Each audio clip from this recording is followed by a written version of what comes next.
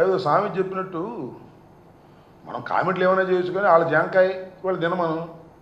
నాకు అర్థం కాల. ఇవాళ పవన్ కళ్యాణ్ గారు ఈ రాష్ట్రానికి ఉప ముఖ్యమంత్రి. ఓకే, పవన్ కళ్యాణ్ గారి మీద అనేక మంది ఆశ పెట్టుకున్నారు. అక్కడక్కడ కొంతమంది బీసీలు, అందరికన్నా మించి మా కులస్తులు, కాపువారు ఏమనుకున్నారంటే వాళ్ళు చిరంజీవి గారు ముఖ్యమంత్రి అవుతాడని చిరంజీవి గారు వెంట వెళ్ళారు. ఆయనకు 18 సీట్లు ఇచ్చారు.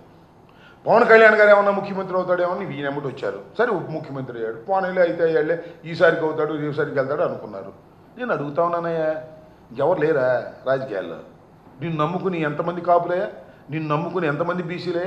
ఆ పక్కనే కొండతాడు రామకృష్ణ గారు ఉన్నాడు కదా, ఈ పక్కనేమో ఆయన తాడేపల్లిగూడెం బొలిశెట్టి శ్రీనివాస్ గారు ఉన్నారు కదా, వాళ్ళందరూ పోయి అన్న కావాల్సి వచ్చింది. ఏది నాకు అర్థం కాల. అంటే మీరు గమనించవలసింది ఏమిటంటే, నారా చంద్రబాబు నాయుడు గారు ఎలాగో పవన్ కళ్యాణ్ గారు కూడా అలాగే బంధుప్రీతికి అతీతం కాదు. చదువీరా అని విప్లవ శోకాలు చెప్పినటువంటి పవన్ కళ్యాణ్ గారు స్వార్థపూరితమైన రాజకీయాలు చేస్తున్నారు. తన నమ్ముకున్నటువంటి కాపుల్ని కానీ బీసీలు కానీ పక్కన పెట్టి తన అన్నగారైనటువంటి పవన్ కళ్యాణ్ గారి అన్నగారైనటువంటి నాగేంద్రబాబు గారిని మంత్రివర్గంలోకి తెచ్చుకుంటున్నారు. ఇంతకన్నా స్వార్థం ఏం కావాలి చెప్పండి? ఇంతకన్నా ప్రజాసేవ ఏం కావాలి? చాలా గొప్ప ప్రజాసేవ కదా. అంతకన్నా నేను ఏం కామెంట్ చేయని చెప్పండి? మంచిదే. బాబు కొడుకులు అన్నాదమ్ములు ఆంధ్ర రాష్ట్రం, బాబు కొడుకులు అన్నాదమ్ముల ఆంధ్ర రాష్ట్రం. ఇక చూస్తాం కదా బ్రహ్మాండంగా. ఇంకా 4 సంవత్సరాలు ఉంది రాజకీయం. ఈ 4 సంవత్సరాలు చూద్దాం ఎంత రచ్చరచ్చ చేస్తారో. ఈ రాష్ట్రాన్ని హామీలు ఎగ్గొడతారు, హామీలు ఏం చెయ్యరు. బంధుప్రీతి, డబ్బులు సంపాదన రెండో పనే లేదు. అక్కడ లోకేష్ డబ్బులు లెక్కేసుకోవటం, ఇక్కడేమో మన నాదెళ్ల మనోహర్ డబ్బులు లెక్కేసుకోవటం.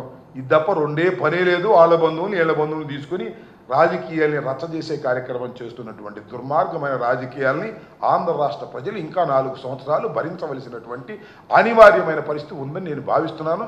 సారీ, ఏదన్నా జమినీ ఎన్నికలు వస్తే నేను చెప్పలేను.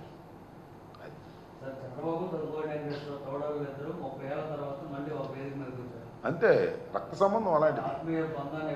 ఆత్మీయ బంధం కొట్టుకున్నా ఎవరో గెలుస్తారనమాట. నాకు బాగా గుర్తండి, ఆయన ఒక పుస్తకం రాశాడు, నాకు కూడా పంపించాడు. దగ్గుపాటి వెంకటేశ్వరరావు గారు పనిమాన నాకు పంపించాడు. రాంబాబు గారు, ఈ పుస్తకం మీరు చదవండి, చంద్రబాబు నాయుడు గారి బండారం అంతా దీనిలో ఉందని, ఒక చరిత్ర 100 నిజాలు అని పుస్తకాన్ని ఆయనే రచించి ప్రింట్ చేసి అందరికీ పంపించాడు.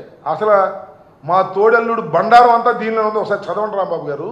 నాకు ఫోన్ చేసి చెప్పాడు, చదవండి రాంబాబు గారు, దీనిలో ఏ విధంగా మా తోడల్లుడు దుర్మార్గాలు చేశాడో మీరు అప్పుడప్పుడు మాట్లాడుతుంటారు కదా ప్రశ్న. ఇప్పుడు ఇది పంపించింది కూడా 10 సంవత్సరాల క్రితం. సో దీన్ని బట్టి అర్థమవుతుంది ఏంటి, బంధుప్రీతి అనేది ఎవరిని ఆపదు, ఏదో సందర్భంలో కలిపేస్తుందని అర్థమవుతుంది దీన్ని బట్టి. ఇంకా వరుసగా వైసీపీకి సంబంధించి ఇంపార్టెంట్ లీడర్స్ అందరినీ టార్గెట్ చేసి ఏదో కేసులో ఎక్కిస్తున్నారు. నిన్న మాజీ మంత్రి రోజా గారు కూడా ఇప్పుడు